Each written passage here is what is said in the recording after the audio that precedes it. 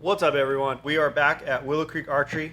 We are going to go through all of RamRods bars and setups for our hunting bows because we got hunting season right around the corner here. We got the Wraith bars, which is their hunting line of bars, the 8-inch, 10-inch, and 12-inch. We also got their weight system. They have tungsten infused weights. They have tungsten powder in the weights. Their quick disconnect and also their side bracket mounts. What's cool about this year, as opposed to years prior, they finally have now a set of brackets and quick disconnects to go along with their bars. So if you guys are like me and you're a completist, you like to have all of the same brand for that particular setup. You don't want to have 3 or 4 different manufacturers when it comes to the bars, brackets, weights, all that kind of stuff. So Ryan's bow's here, my bow's here, getting ready for hunting season. We stripped them off. We have no weights, no stabilizers, no brackets, nothing. We're going to kind of go through all this stuff, assemble it how we want, kind of play with it a little bit, play with the weight, play with the length of the rods, also the angle of the back bar, and then we'll give it a couple shots in the range and see how we like it. And ultimately, we'll be ready to go and set up for hunting season. All right, guys, so with most things, archery, preference has a lot to do with it. So everything that we're going to go through in today's video, that's how we personally like our setups. The thing about stabilizers is there's a lot of misconceptions about them. Each bow is going to require a different setup for a stabilizer. It's going to make your shot feel different depending on the geometry of the bow, the length, the axle to axle, the riser configuration, where the stabilizer actually mounts on the bow itself. And with that being said, with this PSE Evo XF I have here, one of the features that they have is that there's dual mounts on the front for your front bar. So if I want to run a 10-inch mount or 10-inch bar on the front here right underneath the handle, which most people run just because it's typically where the mounting hole is on a bow, it's just under the handle. You can run a 10-inch bar here, or you can run an 8-inch bar here, and you're virtually going to get the same exact feel on your shot. Now people shoot either a straight bar or even a down angle bar. Personally, I don't feel any difference when I have either one of those setups on my bow.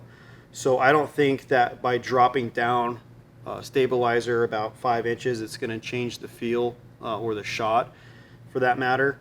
So if I need to run a shorter bar just because if I'm in real thick stuff, then I'll just go ahead and drop my bar down here. I can actually take it down a couple inches and still get the same effect in the end. So today's video, I'm actually going to run a bar underneath the handle because I'm going to be running a little bit longer bar. I think I'm going to go with the 12-inch with the quick disconnect, and then I'll start playing with some of the weights, and then we'll kind of do some math and figure out what we're going to need for the back bar.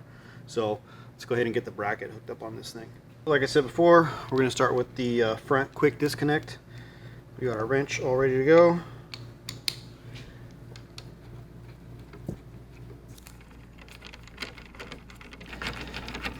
This guy's snugged in there.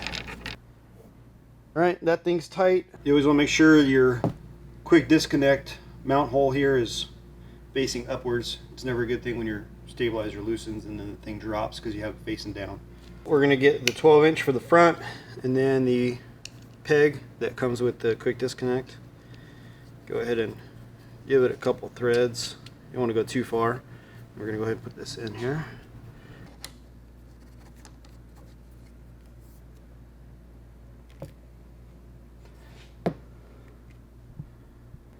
Yeah, it looks nice. All right, so we're not done with the front yet. What we're going to do, we're going to take off these. So RamRods, they give you 3 ounces of weight. They give you 2 flat discs like this, and then they give you what's called a blender weight. We'll leave that one on there. We're going to run our 4 ounces of tungsten on the front. So this is a 4-ounce tungsten powdered block. So there's actually, if you shake this here, you can actually hear the tungsten powder rattle.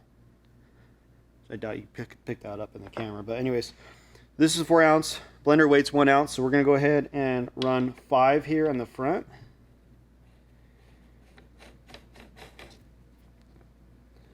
Like that.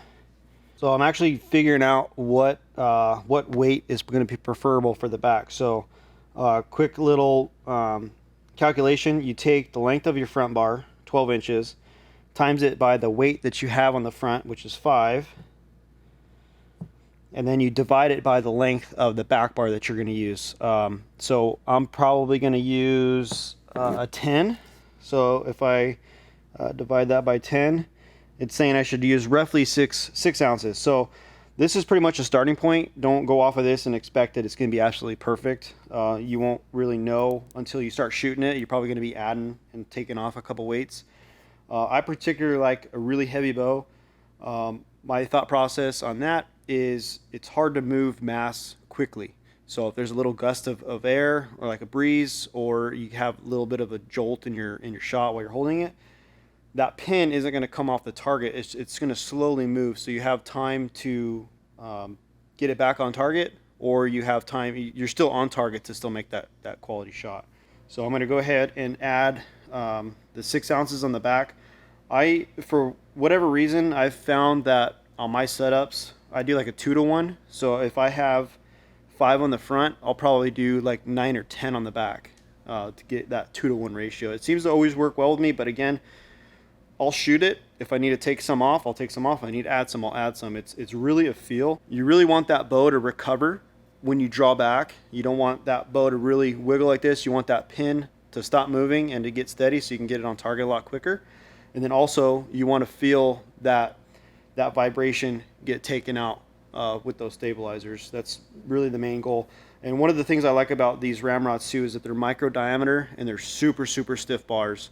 So less wind drift, obviously smaller surface area, and then that back bar is going to run there to counterbalance and offset my quiver, and also give me a little bit of a left side bias, so I'm actually working into the bow, because you don't want it perfectly level. The problem with the perfectly level bow is that if it's perfectly level, any little bit of movement, outside movement, can move that bow left, right, up and down, back and forth. So if you have a little bias one way, you're constantly putting force into the bow to hold it correct, which you're putting force into anything opposite that might want to push the bow any other way. So you want to have a little bit of that bias on there. It just helps hold steadier and makes you a lot better of a shot out at longer distance. All right, now onto the back bar. RamRods gives you this washer and then these 3 crush washers right here. You only need to use one. The other 2 are for backup in case one ever fails or fatigues. In options with the sidebar mount, you can either run it behind your quick disconnect in the front. They give you a long enough bolt, or what I like to do to get it a little bit lower and out of the way of my arm. So when I have my bow like this, if I have my quick disconnect right behind my front bar, it actually tends to hit my arm and it's uncomfortable. So I actually run it down here on this mount at the bottom. It gets the bar out of the way and it gets a little bit lower center of gravity too, which for the back bar, I think it does help a little bit. Again, my opinion, you can run yours however you like. So we're gonna go ahead and get this thing bolted on, and then we're gonna throw on the 10-inch bar with probably 9 ounces of weight on the back. All right, so we're gonna wanna get this thing pretty much level and then centered. I think that's the best starting point. If you need to suck it in tighter to the riser, you can, or if you want to get it further away, you can also. But like I said, it's a good starting point. So now we got that thing tightened down. We're going to go ahead and get our back bar ready to go. I want a little bit more weight on the back, so I'm going to leave the blender on there. Take the 2 ounces off that come with it. I'm going to add this 4-ounce block here. So that gives us 5. I don't know, we'll see if we have enough. And then 2 more, 6, 7. And then 2 more. 9 ounces. And then also, don't forget, screw on this peg.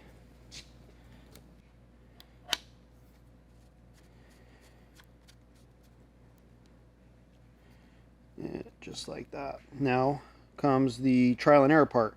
So if you notice on these quick disc, or this back bar mount, it has all these laser etched marks on there. That helps you once you figure out where you want to go in and out, also up and down. There's some on the back side, I don't know if you can see them. So they have a little indicator knob right here, And as you go, you can get this thing set in whatever degree you want. It helps when you fine tune. When you're out on the range, I won't really know exactly where I want to be until I start shooting long distance. But I'll kind of get this thing set where I think it's going to be. I'll get it set pretty close, and then we'll be ready to shoot it. I don't like to set my bar perpendicular to the bow. I actually like to kick it down anywhere from 5 to 10 degrees. It's a good starting point. Get that tightened up. And then also, that's actually pretty good right there. It's kicked out just a little bit from the bow. So you can see it's not straight up and down or perpendicular to the bow. It's not parallel to my front bar. It's actually kicked down just a little bit. So I think with that, I'm ready to go fling a couple arrows down range and see how she does.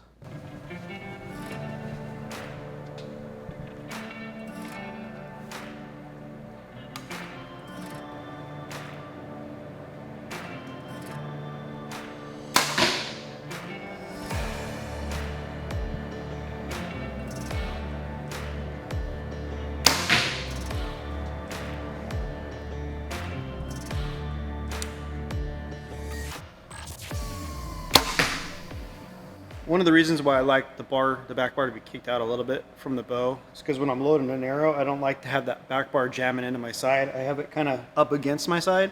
That's how I kind of know it's in the right spot, when it's just going next to my hip.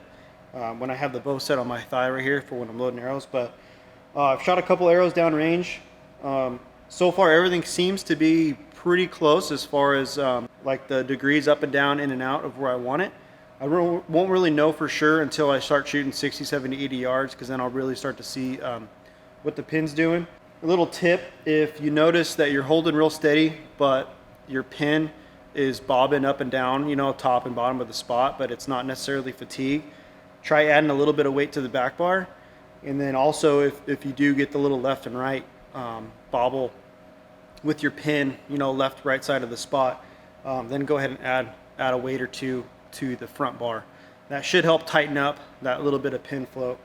But so far as these go, definitely feeling super solid, adding that little bit extra length out not only the front but the back. The pin is reacting super fast. It's getting on target real quick. The shake from the initially drawing the bow back is stopping very fast, and the thing's holding super solid. All right, so I'm gonna get my stuff mounted up. Travis obviously already went through his whole setup. The only two differences are gonna be I'm running a 10-inch front bar and an 8-inch rear bar, where he's running a 12-inch front and a 10-inch rear. I'm also gonna start off with a 7-ounce weight in the rear, whereas Travis is running a 9-ounce. So I'm going a little lighter. That's what I was running before, so we'll see if I still like that with the lower mounting option. If not, can always add some more weight. Putting the front bar on. Now the back bar.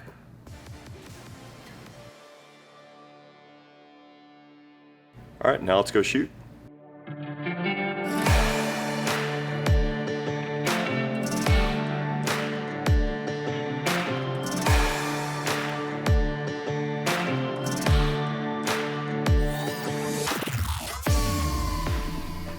So I'm taking about 5 shots with it so far, and it feels really good just right off the bat. I think I like that lower mounting option better. It's a minimal difference, but for some reason it feels a little more comfortable when I have it down here resting on my thigh, and then when I bring it up, it just feels super stable all the way up through the shot. Travis and I both had a chance to put 6 shots or so down range, and the tungsten weights and the lower mounting position seems to be making a pretty big difference compared to the old setup. So at 20 yards, everything was keeping pretty steady and straight, but the real test is going to be once we get it outside and shoot out to 80 yards and beyond. That's where we're going to see you know, the biggest difference with arrow flight. So thanks for watching the video. Feel free to let us know if you guys have any feedback in the comments, and we will see you in the next one.